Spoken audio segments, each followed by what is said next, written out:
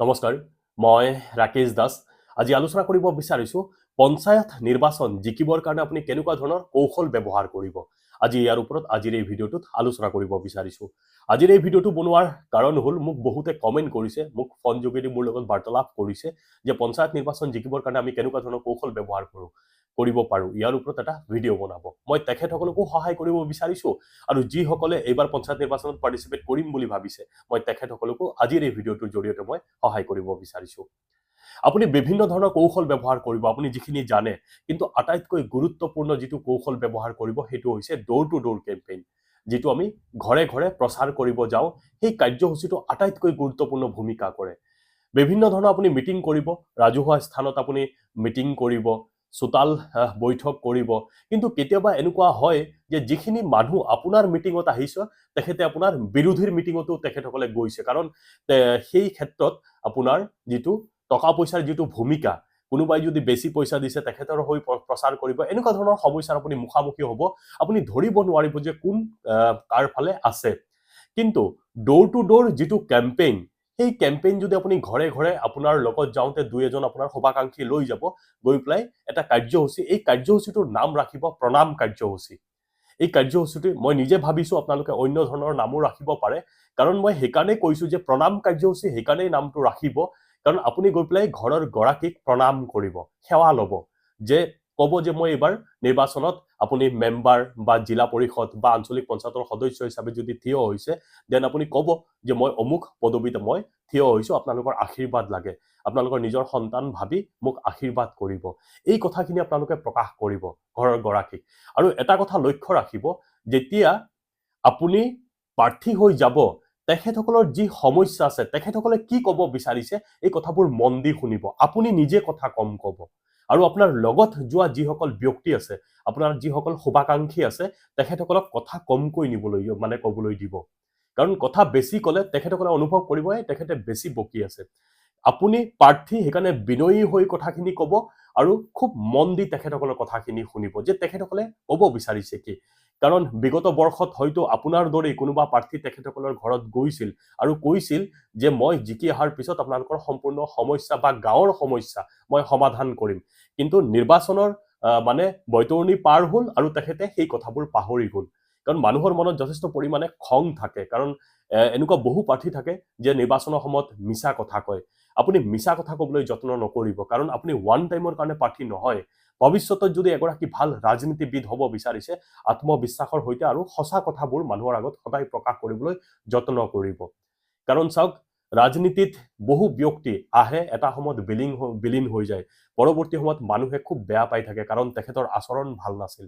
ৰাজনীতিত যেতিয়া পদাৰ্পণ কৰিছে, মানুহৰ ঘৰে ঘৰে গৈছে, মানুহক বিভিন্ন ধৰণৰ প্ৰতিশ্ৰুতি দিছে, কিন্তু পৰৱৰ্তী সময়ত তেখেতৰ যি আচাৰ ব্যৱহাৰ, মানৱতা শূন্য, মানুহৰ লগত ব্যৱহাৰ কৰিব নাজানে, এই ভুলবোৰ নকৰিব। এই প্ৰণাম কাৰ্যসূচীত যেতিয়া আপুনি যাব, লগত এখন ডায়েৰী লৈ যাব। তেখেতে কি বিচাৰিছে, তেখেতে কি ক'ব বিচাৰিছে, ইম্পৰ্টেণ্ট কথাখিনি আপুনি নোট কৰিব, আপুনি লিখি ল'ব। লিখি লৈ পেলাই সেই কথাবোৰ যাতে আপুনি পৰৱৰ্তী সময়ত যেতিয়া জিকি আহিব, কাৰ্যক্ষেত্ৰত যাতে প্ৰয়োগ কৰিব। এতিয়া যেতিয়া আপুনি দিনটো নিৰ্বাচনৰ কাৰ্যসূচীত ব্যস্ত থাকিব, তেতিয়া আপুনি বিভিন্ন ধৰণৰ মেল মিটিং আপুনি কৰিলে, চোতাল বৈঠক কৰিলে, কিন্তু সন্ধিয়া যেতিয়া আজৰি পায় আপুনি প্ৰণাম কাৰ্যসূচীটো কৰিব। প্ৰণাম কাৰ্যসূচী means door to door campaign, এই কামখিনি কৰিব। এতিয়া মেম্বাৰ যদি আপুনি নিৰ্বাচন খেলে, তেতিয়াহ'লে আপোনাৰ গাঁৱত হয়তো 1000 বা 1000+ ভোটাৰ হ'ব, বা 1500 এনেকুৱা ভোটাৰ হ'ব, ইয়াতকে বেছি নহ'ব চাগে, 2000ৰ তলতে থাকে। কিন্তু আপুনি ধৰক ফেমিলি কিমান হ'ব, 400 বা 500 ফেমিলি হ'ব আপোনাৰ গাঁৱত। কিন্তু আপুনি যদি 400 ফেমিলিত আপুনি নিজেও যাব পাৰিব। পাৰ ডে যদি আপুনি 20 ফেমিলি যদি গৈ পেলাই কেম্পেইন কৰে, ঘৰে ঘৰে যিটো ডোৰ টু ডোৰ কেম্পেইন, আপুনি এজন তত্ত্বাৱধায়ক ৰাখিব। যদি মেম্বাৰ খেলে দেন তত্ত্বাৱধায়ক নাৰাখিলেও হ'ব, কিন্তু আপুনি যদি কাউন্সিলৰ খেলে বা জিলা পৰিষদ খেলে, আপোনাৰ যিটো পৰিসৰ যথেষ্ট ডাঙৰ হ'ব, বিভিন্ন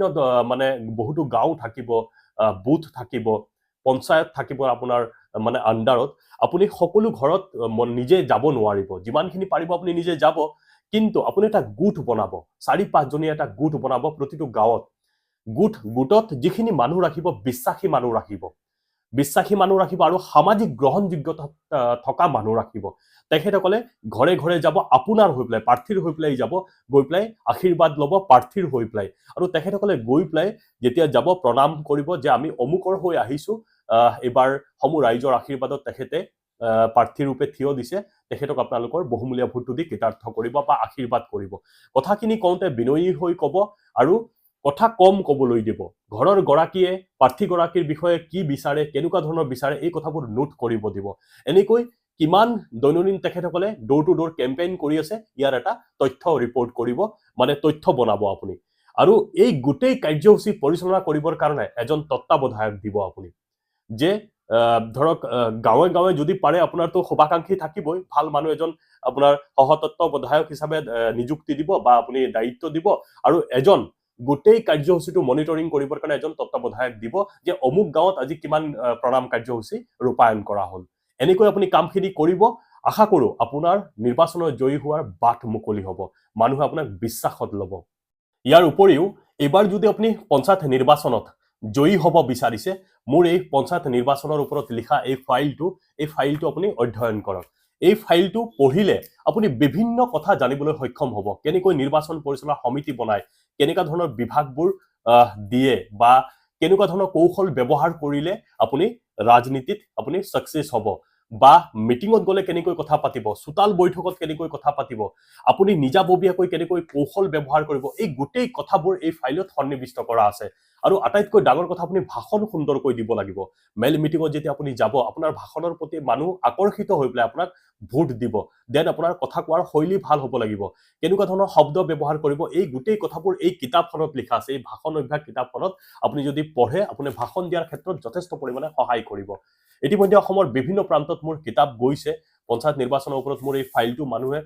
মোৰ পৰা নিছে যদি আপোনাৰ প্ৰয়োজন আছে মোৰ নাম্বাৰ হৈছে 8723909238 মই স্ক্ৰিনত মোৰ নাম্বাৰটো মই দি দিছো আপোনালোকৰ প্ৰয়োজন হলে মোক যোগাযোগ কৰিব মই আপোনালোকৰ ঘৰলৈকে এই কিতাপখন আৰু এই ফাইলটো পঠিয়াই দিয়াৰ ব্যৱস্থা কৰি দিম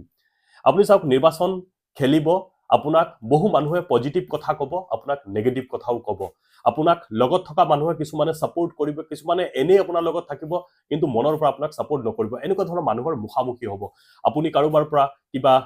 কৌশল যদি বিচাৰে হয়তো আপোনাক পজিটিভও দিব আপোনাক নেগেটিভ কথাও কৈ দিব সেইকাৰণে কাকো একো সুধিবও নালাগে এই কিতাপখন আৰু এই পঞ্চায়তৰ ফাইলটো যদি আপুনি পঢ়ে কথাখিনি একেবাৰে সহজ আৰু সৰল ভাষাত মই ইয়াতে ইনক্লুড কৰিছো আপুনি যদি পঢ়ে মই ভাবো এই পঞ্চায়ত নিৰ্বাচন আপুনি সুন্দৰকৈ জিকি আহিব পাৰিব ধন্যবাদ